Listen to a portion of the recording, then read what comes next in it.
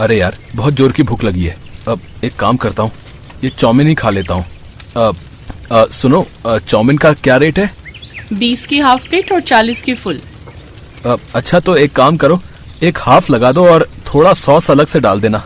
पर मैं तो इसमें पहले से ही सॉस डालती हूँ। अरे थोड़ा अलग से दे दो ना, ज्यादा सॉस होता है तो बढ़िया लगता है खाने में।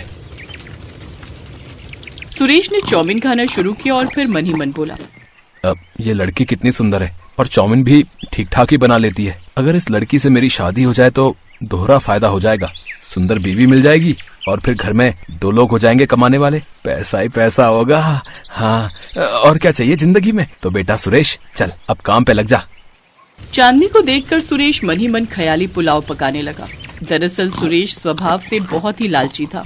अगले दिन से सुरेश हर रोज चांदनी के ठेले पर आने लगा। वो दिन भर सब्जियां बेचता और फिर शाम को आकर चांदनी के हाथ की चाउमीन जरूर खाता। चांदनी भी धीरे धीरे उससे घुलने मिलने लगी और कुछ समय बाद चांदनी और सुरेश ने शादी कर ली। सुनिए, मैं जानती हूँ कि मैं बहुत अच्छी चाउमीन नहीं बना पाती हूँ, फिर भी आप मेरे ठेले पर रोज चाउमीन खाने क्यों आते थे? अरे पगली, कभी ना कभी तो तुम सीख ही जाओगी और फिर हम मिलकर खूब पैसा कमाएंगे। सुरेश से इस तरह का जवाब सुनकर चांदनी दंग रह गई। उसे सुरेश की आंखों में पैसे की भूख दिख रही थी, जो गुजरते वक्त के साथ बढ़ती ही गई।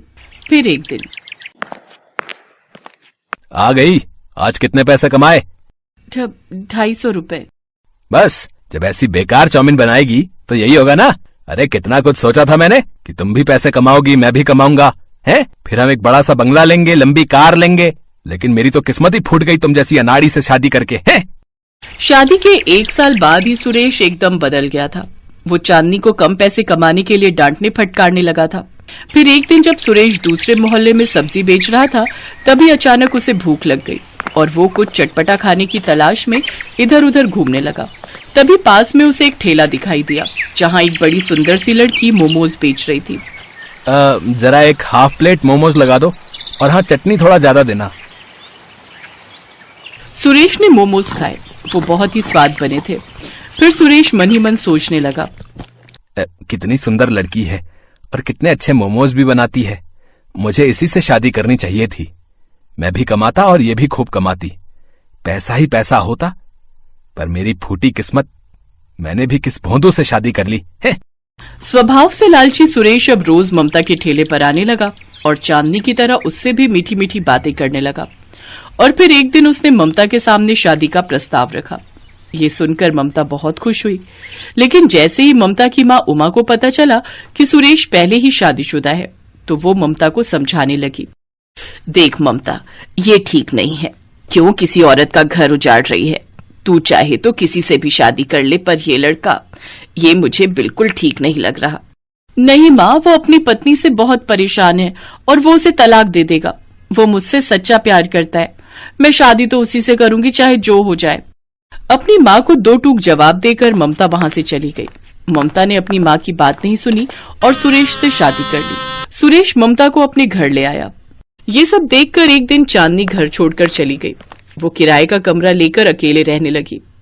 फिर एक दिन जब सुरेश सब्जी बेच रहा था तो उसने देखा कि एक ठेले पर बहुत भीड़ लगी थी। और फिर, अरे यार, ये कौन सा ठेला है जिस पर इतनी भीड़ लगी है? मैं भी तो देखूं जरा। जैसे ही सुरेश उस ठेले के पास पहुंचा तो उसे अपनी आंखों पर यकीन नहीं हुआ। चांदनी का गल्ला पैसों से भरा हुआ था और सुरेश ये देखकर हैरान था। फिर उसी शाम, अब चांदनी, मुझसे गलती हो गई, मैं ममता को छोड़ दूंगा। तुम चलो मेरे साथ, हम दोनों मिलकर चाउमीन का ठेला लगाएंगे। क्या कहा? ममता को छोड़ दोगे? और कर भी क्या सकते हो तुम? पहले मुझे छोड़ा और अब ममता को छोड़ दोगे?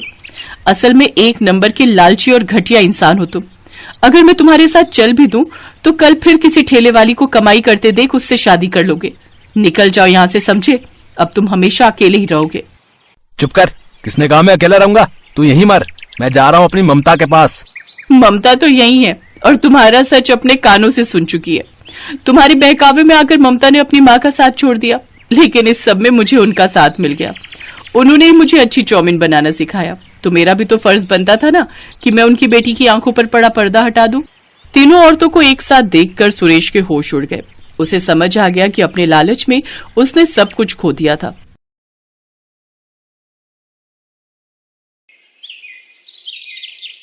रिंकू हर साल क्लास में फर्स्ट आती है। रिंकू अमीर घर की लड़की थी और गोरी थी। वो 10वीं क्लास में पढ़ती थी।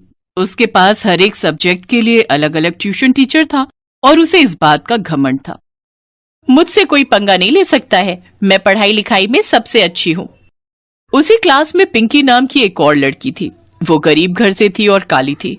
इस वजह से उसे क्लास के बच्चे ताने मारते रहते थे, लेकिन पिंकी को पढ़ाई लिखाई में दिलचस्पी थी। वो हर रोज फर्स्ट बेंच पर ही बैठना चाहती थी, लेकिन रिंकू को ये बात पसंद नहीं थी। ये देखो, आ गई काली कलौटी, अब ये इसी बेंच पर आकर बैठेगी। रिंकू ने बेंच पर अपना बैग रख दिया। पिंकी उसके पास आई और बोली, रिंकू मुझे इस बेंच पर बैठना है। कैसे बैठेगी, यहाँ जगह नहीं है। तूने अपना बैग रख दिया है यहाँ, बैग हटा, ये बैग रखने की जगह थोड़ी है। तो जैसी काली कलौटी को तो स्कूल में एडमिशन ही नहीं मिलनी चाहिए, गरीब भिखारी कहीं की, फर्स्ट बेंच पर बैठने की औकात है।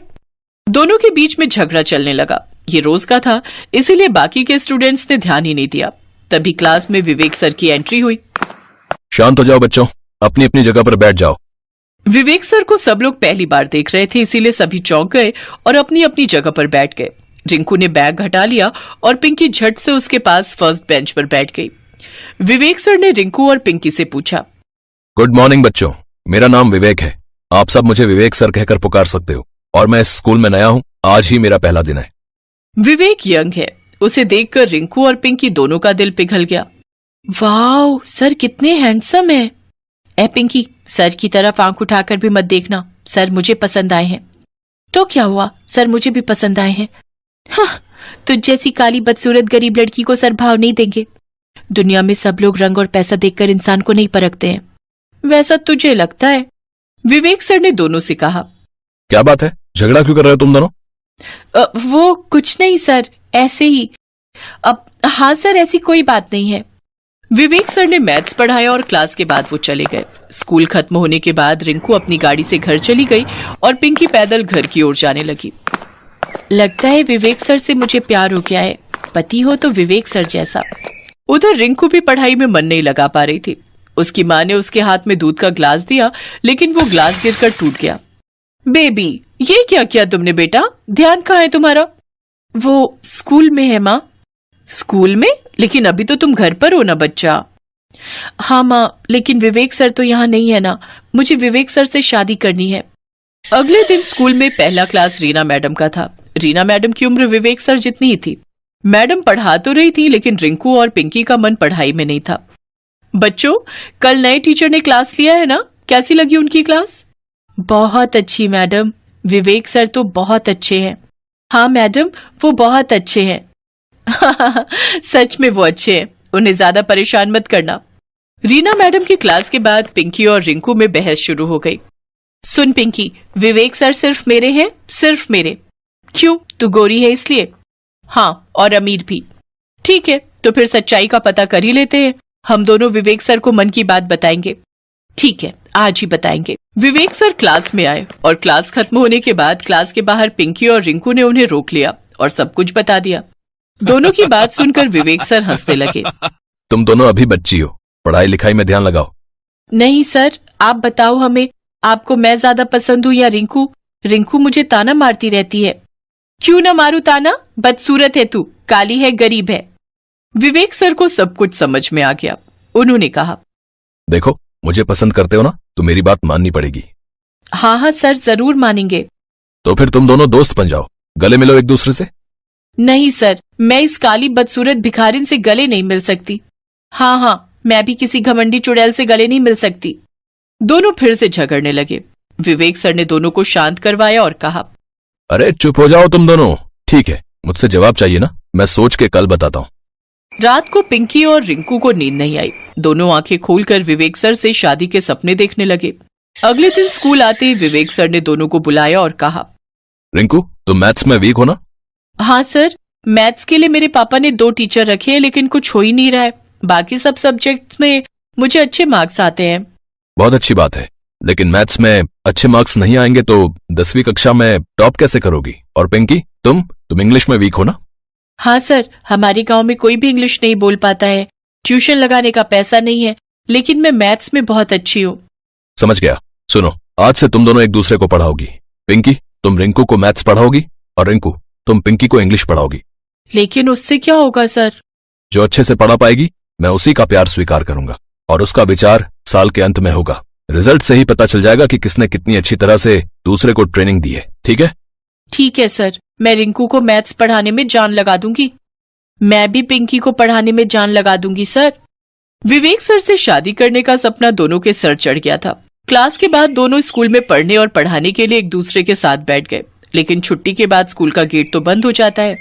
एक जगह तो चाहिए पढ़ने के लिए। एक काम करते हैं, तू मेरे साथ मेरे घर चल, वहां पढ़ाई कर लेंगे। ठीक है, लेकिन तू कल मेरे साथ मेरे घर जाएगी। ठीक है, पक्का। ऐसे ही एक दिन पिंकी के घर और एक दिन रिंकू के घर में दोनों पढ़ाई करने लगी। रिंकू पिंकी को इंग्लिश पढ़ाने लगी और पिंकी रिंकू को मैथ्स पढ़ाने लगी। विवेक सर के कहने पर दोनों मन लगाकर पढ़ते भी गए और ऐसे दोनों में दोस्ती हो गई। फाइनल एग्जाम के बाद दोनों रिजल्ट के लिए इंतजार करने लगे और रिजल्ट वाले दिन सुबह सुबह स्कूल पहुंच गए। हे भगवान, बस पिंकी को इंग्लिश में ज्यादा मार्क्स आ जाएं। हे भगवान, बस रिंकू को मैथ्स में ज्यादा मार्क्स आ जाएं। जिंदगी में पहली बार दोनों एक दूसरे के लिए प्रार्थना करने लगे और दोनों को इंग्लिश और मैथ में फुल मार्क्स मिले। दोनों खुश होकर एक दूसरे का हाथ पकड़कर विवेक सर के पास गई। सर, हम दोनों को फुल मार्क्स मिले हैं, हम दोनों बहुत खुश हैं। हाँ सर, अब तो बता दीजिए आपको हम में से कौन ज्यादा पसंद है? मुझे तो तुम दोनों पसंद हो, लेकिन एक स्टूडेंट के हिसाब से मुझे तो बस तुम दोनों में दोस्ती करवानी थी। पढ़ाई लिखाई से भी ज्यादा इंसान में इंसानियत और प्यार ही जरूरी है, और आज तुम दोनों वो सीख गई हो। इसीलिए मैं तुम्हें अपनी शादी में बुलाना चाहता हूँ। ये लो कार्ड। आपकी शादी? लेकिन किससे? तभी रीना मैडम सामने आई। मुझसे। हम दोनों शादी कर रहे हैं। तुम दोनों को दोस्त बनाने का ये आइडिया मैंने ही विवेक को दिया था। पिंकी और रिंकी को दोस्ती की अहमियत समझ में आई। आज वो दोनों दुखी नहीं थे, बल्कि बहुत खुश थे। एक साथ सज धज कर वो दोनों विवेक सर और रीना मैडम की शादी में गए और उसके बाद क्लास में हमेशा एक साथ फर्स्ट बेंच पर बैठने लगे। शादी के सपनों ने उन्हें असली